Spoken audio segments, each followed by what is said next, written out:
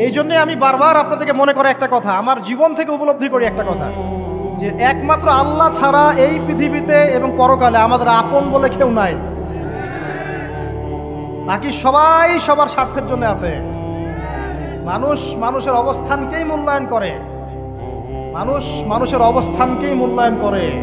আল্লাহ রাব্বুল আলামিন আপনার ভিতরটাকে ভালোবাসেন। দেখেন, আপনি যখন নামাজ পড়েন নাই, আল্লাহ পাক কিন্তু আপনাকে ধ্বংস করে দেন নাই। আল্লাহ পরম করুণাময় আপনাকে হেদায়েত দিয়ে নামাজি বানিয়ে দিয়েছেন। জীবনে অনেক পাপ করেছেন, ইনস্ট্যান্ট আল্লাহ পাক শাস্তি দিতে পারতেন, আল্লাহ পাক দেন নাই।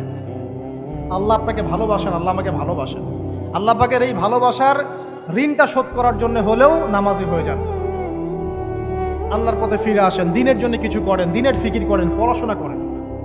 প্রিয় ভাইরা, আল্লাহ পাক তৌফিক দান করুন। দেখুন, এই রিবা থেকে দূরে থাকার জন্য একটা হাদিস যথেষ্ট, যে 4 শ্রেণীর মানুষকে আল্লাহ রাসূল